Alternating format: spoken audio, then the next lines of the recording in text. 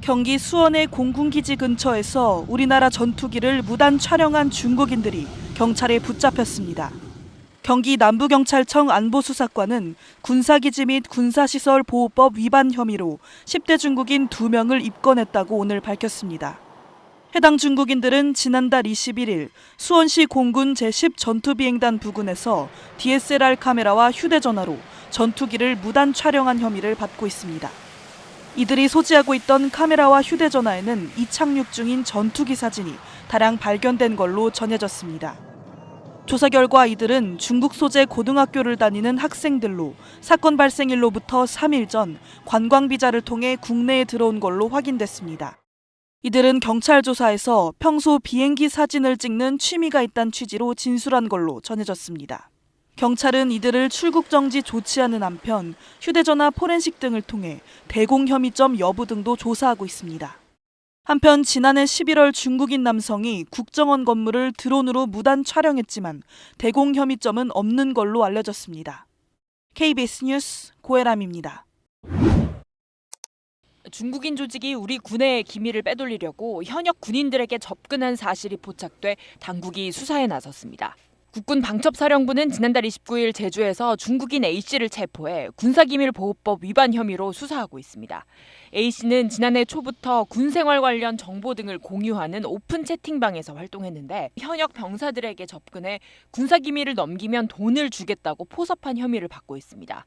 이런 과정에서 강원도 양구군 일선부대에 복무 중인 현역 병사 B씨가 포섭된 것으로 조사됐습니다. B씨는 부대 안에 비인가 휴대전화와 스파이 카메라 등을 반입해 한미 연합연습 관련 자료 등을 찍어서 A씨에게 전달한 것으로 파악됐습니다. 다만 이 자료는 군사기밀은 아니라고 군은 밝혔습니다. 중국 조직에 소속된 A씨는 정보 제공자인 B씨한테 돈을 지급하려고 제주도로 입국하면서 우리 군 당국에 체포됐습니다. 방첩사는 A씨 조직의 총책이 중국 군 소속일 가능성도 열어두고 수사를 확대 중입니다. KBS 뉴스 신선민입니다. 한미일 군사훈련에 참가하기 위해 지난달 22일 부산에 입항한 미국 항공모함 시어도 루즈벨트함. 사흘 뒤인 6.25 전쟁 74주년에 윤석열 대통령이 직접 승선해 한미 동맹을 강조하기도 했습니다. 그런데 바로 그날 항공모함이 민간 드론에 고스란히 노출됐습니다. 중국인 유학생 3명이 인근 야산에서 드론 촬영을 하다 적발된 겁니다. 이들은 경계작전을 펼치던 육군 간부에게 붙잡혔습니다. 당시 해군은 군사 보안을 위해 육군 병력을 지원받아 이곳 부산 작전기지 내부는 물론 외부까지 순찰하는 등 경계태세를 강화한 상태였습니다. 촬영 분량은 5분 남짓. 항공모함은 물론 해군기지 건물 일부도 찍혔습니다. 경찰 조사 결과 이들은 앞서 23일에도 해군기지 주변을 촬영한 것으로 드러났습니다.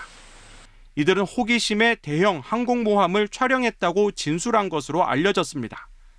경찰은 일단 군사 기밀을 유출하는 등의 대공 혐의점은 없는 것으로 파악하고 있습니다. 하지만 휴대전화 통화 내역을 분석하는 등 수사를 이어가고 있습니다. 해군은 군 감시 자산으로 확인한 결과 드론이 기지 안으로 침투한 흔적은 없었다면서도 경계 강화 등의 대책을 마련하겠다고 밝혔습니다. 앞서 지난 5월 일본에서는 최대 호위함 개조 영상이 중국의 동영상 사이트에 공개돼 안보에 구멍이 뚫렸다는 비판이 나오기도 했습니다. KBS 뉴스 이준석입니다.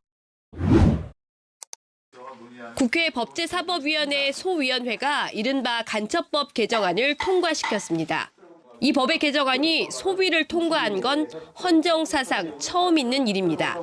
현행 간첩죄는 국내에서 벌어지는 적국, 즉 사실상 북한을 위한 간첩 행위만 처벌해와 한계가 지적됐는데 이번 개정안에선 외국 또는 이에 준하는 단체로 처벌 범위를 넓혔습니다.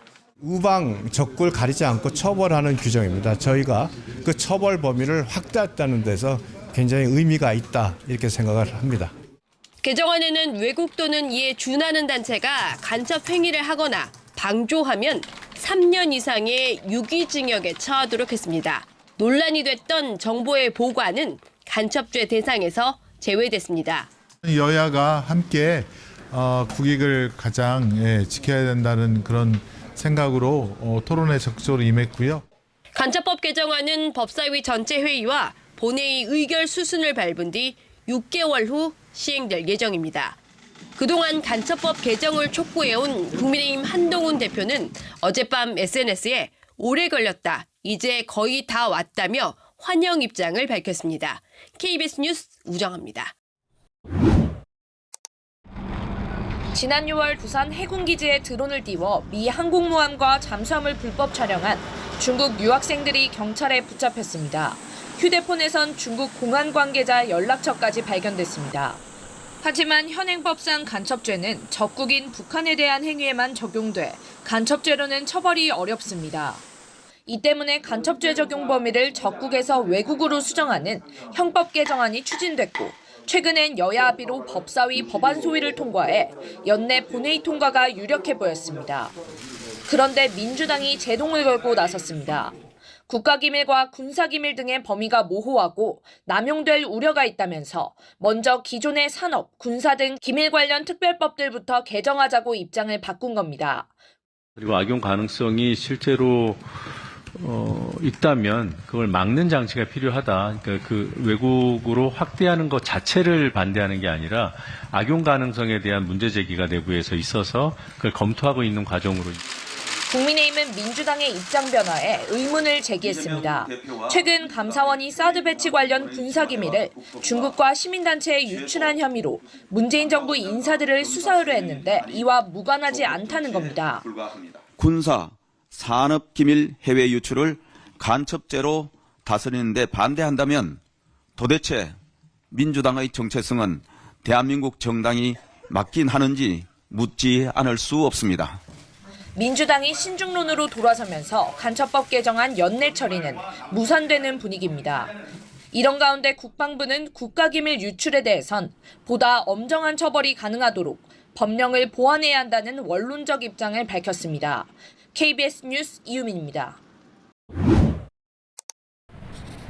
중국이 공개 반발한 건 윤석열 대통령이 간첩죄 조항을 설명하면서 중국인들을 예로 든 대목 때문입니다. 지난 6월 중국인 3명이 드론을 띄워 부산에 정박 중이던 미국 항공모함을 촬영하다 지난달 40일에는 40대 중국인이 드론으로 국정원을 촬영하다 붙잡혔습니다. 윤 대통령의 계엄과 야당의 탄핵 추진에 대해 한국의 내정임을 이유로 논평을 피해왔던 중국 외교부는 이번에는 깊은 놀라움, 불만이라는 직접적인 표현을 쓰며 반발했습니다. 중국인들의 간첩 혐의 사건이 아직 결론이 나지 않았는데도 윤 대통령이 누명을 꾸며냈다는 겁니다. 坚决反对韩方将内政问题同涉华因素相关联，炒作莫须有的所谓中国间谍，抹黑正常的经贸合作。 중국 외교부는 또 중국산 태양광 시설들이 전국의 산림을 파괴할 것이라는 윤 대통령의 발언에 대해서는 기후변화 대응 측면에서 중국이 세계에 공언한 것이라고 발끈했습니다. 중국 매체들은 특히 윤 대통령의 담화 내용 가운데 끝까지 싸울 것이라는 부분에 주목했습니다. 자신과 관련된 문제에서 벗어나지 않고 끝까지 버틴다. 오늘 많은 매체가 기사의 제목으로 뽑은 문구였습니다. 베이징에서 KBS 뉴스 김효신입니다.